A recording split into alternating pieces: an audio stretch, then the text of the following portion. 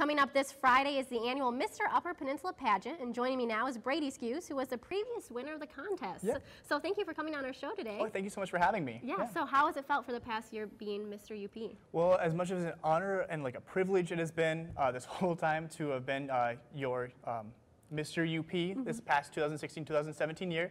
I do unfortunately have to give up the crown, but I'm very excited to see what these 8 men have to give us and the UP. But I mean, like I said, it's been absolutely great. Okay, great. So how can people be qualified to even participate in this pageant? Is it any age or? Yeah, well, there's some bare minimum requirements. You know, 18 plus, have to have been born and raised in the UP. However, we've always had people that do believe that they are strong UPers at heart. You know, there are people from everywhere that come in and definitely are UPers.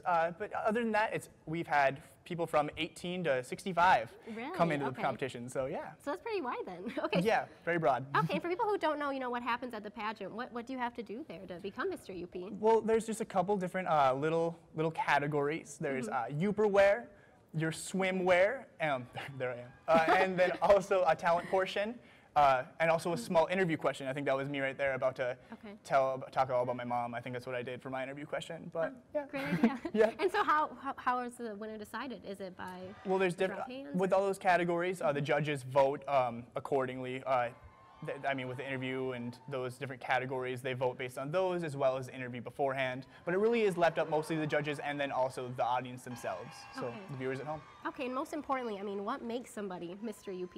Well, I feel like that kind of is self-explanatory. I mean, just the biggest UPer there. I mean, granted, I wouldn't say I was the biggest UPer there by any means. We had Surfer Dan. We've had some really incredible people coming up every year. And it really just depends on what the judges see as the best fit to, be the subject of the UP. Okay, awesome. And how can people get tickets? Tickets are available online at the Vista Theater's website, at the door, and also Rare Earth Goods in Ishpeming, and I believe Gitchigumi Cafe and Records in Marquette. Okay, sounds great. And it's this Friday at 6 p.m. at the historic Vista Theater in Negaunee. We'll see you there. Okay, thanks, Brady. Yeah.